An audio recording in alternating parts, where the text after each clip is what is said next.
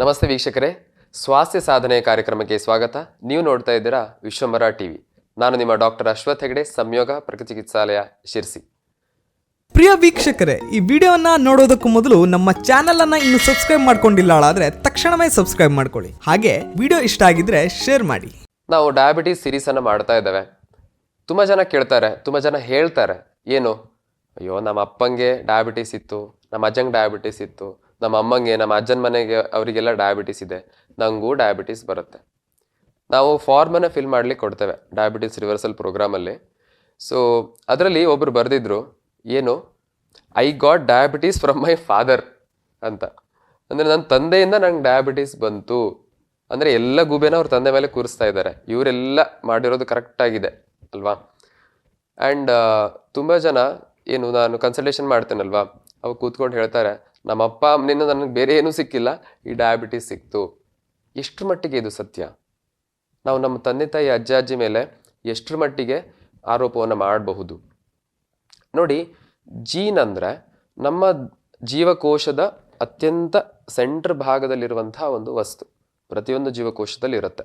ಇದರಲ್ಲಿ ಅರ್ಧ ತಂದೆಯಿಂದ ಬರುತ್ತೆ, ಅರ್ಧ ತಾಯಿಯಿಂದ ಬಂದಿರುತ್ತೆ.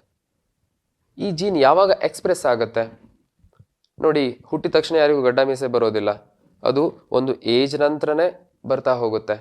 ಅಂದರೆ ನಮ್ಮ ಜೀನು ಅದು ಎಕ್ಸ್ಪ್ರೆಸ್ ಆಗಬೇಕು ಅಂದರೆ ಕೆಲವೊಂದು ಬಾಹ್ಯ ಸಂಗತಿಗಳು ಕಾರಣವಾಗುತ್ತೆ, ನಮ್ಮ ದೇಹದಲ್ಲಿರುವಂಥ ಫಿಸಿಯಾಲಜಿನೂ ಕಾರಣವಾಗುತ್ತೆ. ಅಂದರೆ ನಮ್ಮ ದೇಹದಲ್ಲಿ ಈ ಜೀನ್ ಅಂದರೆ ಲೋಡೆಡ್ ಗನ್ ಥರ. ಗನ್ ಲೋಡ್ ಆಗಿದೆ, ಅದನ್ನು ನಾವು ಟ್ರಿಗರನ್ನು ಪುಲ್ ಮಾಡಿದರೆ ಮಾತ್ರ ಶೂಟ್ ಆಗುತ್ತಲ್ವಾ? ಸೊ ಈಗ ನನ್ನ ತಂದೆ ತಾಯಿ ಅಜ್ಜ ಅಜ್ಜಿಗೆ ಡಯಾಬಿಟೀಸ್ ಇತ್ತು ಅಂದರೆ ನನ್ನ ಜೀನ್ ಒಳಗಡೆ ಇದೆ, ಬಟ್ ಅದು ಎಕ್ಸ್ಪ್ರೆಸ್ ಆಗೋದು ಬಿಡೋದು ನನಗೆ ಬಿಟ್ಟದ್ದು. ಯಾವುದ್ರ ಮೇಲೆ ಬಿಟ್ಟದ್ದು? ನಾನು ಯಾವ ಥರ ಜೀವನ ಮಾಡ್ತೇನೆ. ಇದಕ್ಕೆ ನಾವು ಸೈಂಟಿಫಿಕ್ ಆಗಿ ಎಪಿಜೆನೆಟಿಕ್ಸ್ ಅಂತ ಹೇಳ್ತೇವೆ. ಎಪಿ ಅಂದರೆ ಅಬವ್, ಮೇಲೆ. ಜೆನೆಟಿಕ್ಸ್ಗಿಂತ ಮೇಲೆ ಇರೋದು ಯಾವುದು? ಅದು ಎಪಿಜೆನೆಟಿಕ್ಸ್. ಯಾವಾಗ ಈ ಜೀನ್ಗಳಿಗೆ ಫೇವರೇಬಲ್ ವಾತಾವರಣವನ್ನು ನಾವು ಕಲ್ಪಿಸಿ ಕೊಡೋದಿಲ್ವೋ ಅಲ್ಲಿ ತನಕ ಈ ಜೀನ್ಗಳು ಎಕ್ಸ್ಪ್ರೆಸ್ ಆಗೋದಿಲ್ಲ. ಹಾಗಾದರೆ ಈ ಜೀನ್ಗಳಿಗೆ ಫೇವರೇಬಲ್ ಎನ್ವಿರಾನ್ಮೆಂಟ್ ಅಂದರೆ ಏನು ಕೆಲಸ ಮಾಡದೇ ಇರೋದು, ಸಾಕಷ್ಟು ಕಾರ್ಬೋಹೈಡ್ರೇಟ್ಗಳನ್ನು ಜಾಸ್ತಿ ತಿನ್ನೋದು, ಹೊತ್ತಿಗೆ ಸರಿಯಾಗಿ ನಿದ್ರೆ ಮಾಡದೇ ಇರೋದು, ತುಂಬ ಸ್ಟ್ರೆಸ್ ತಗೊಳ್ಳೋದು, ತುಂಬ ದೇಹವನ್ನು ಎಮ್ಮೆ ಥರ ಬೆಳೆಸ್ಕೊಂಡಿರೋದು, ಇನ್ಸುಲಿನ್ ರೆಸಿಸ್ಟೆನ್ಸ್ ಜಾಸ್ತಿ ಆಗುವಂಥ ಎಲ್ಲ ಸಂಗತಿಯನ್ನು ಮಾಡೋದು. ಸೊ ಇದೆಲ್ಲ ನಮ್ಮ ಜೀವನ ಕ್ರಮದಲ್ಲಿ ನಾವು ಮಾಡುವಂತಹ ತಪ್ಪುಗಳು. ಎಷ್ಟರ ಮಟ್ಟಿಗೆ ಈ ಜೀನ್ಗಳು ನಮಗೆ ಡಯಾಬಿಟೀಸ್ ಆಗ್ಲಿಕ್ಕೆ ಕಾರಣವಾಗತ್ತೆ? ನನ್ನ ಪ್ರಕಾರ ಒಂದು 20-30% ಅಂತ ಹೇಳ್ಬೋದು. ನಮ್ಮ ಜೀನ್ಸಲ್ಲಿ ಡಯಾಬಿಟೀಸ್ ಅಂತಿದ್ರೆ ನನಗೆ ಬರಲೇಬೇಕು ಅಂತ ಖಡಾಖಂಡಿತವಾಗಿ ಹೇಳಲಿಕ್ಕಾಗೋದಿಲ್ಲ. ಓಕೆ, 110ಕ್ಕಿಂತ ಜಾಸ್ತಿ ಬೇರೆ ಬೇರೆ ಟೈಪ್ ಜೀನ್ಸ್ಗಳಿದೆ ಡಯಾಬಿಟೀಸ್ ಕಾರಣವಾಗುವಂಥದ್ದು. ಬಟ್ ಈ ಎಲ್ಲ ಜೀನ್ಗಳು ನಮ್ಮ ಕಂಟ್ರೋಲಲ್ಲೇ ಇದೆ. ಈಗ ನೋಡಿ,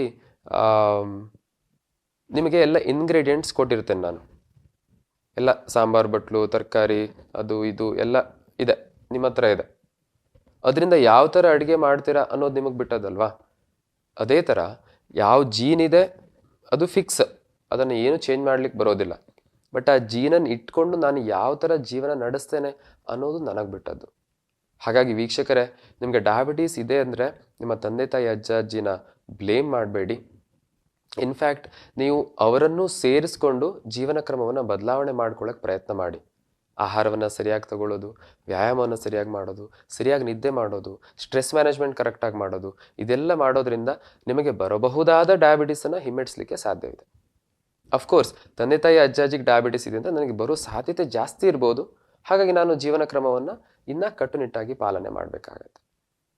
ಓಕೆ, ಸೊ ಹಾಗಾಗಿ ಡಯಾಬಿಟೀಸ್ ಅಂದರೆ ಆನುವಂಶಿಕತೆ ಮಾತ್ರ ಕಾರಣವಲ್ಲ, ನಮ್ಮ ಜೀವನ ಕ್ರಮ ಕೂಡ ಕಾರಣ ಅಂತ ತಿಳ್ಕೊಂಡು ಅದನ್ನು ಸರಿ ಮಾಡ್ಕೊಳ್ಳೋಣ, ಡಯಾಬಿಟೀಸನ್ನು ಹಿಮ್ಮೆಟ್ಟಿಸೋಣ. ನಾನು ನಿಮ್ಮ ಡಾಕ್ಟರ್ ಅಶ್ವಥ್ ಹೆಗಡೆ. ನಮಸ್ತೆ ವೀಕ್ಷಕ ಮಹಾಪ್ರಭುಗಳೇ, ನಮ್ಮ ಚಾನಲ್ ಅನ್ನು ಸಬ್ಸ್ಕ್ರೈಬ್ ಮಾಡಿ, ಶೇರ್ ಮಾಡಿ, ಪ್ರೋತ್ಸಾಹಿಸಿ.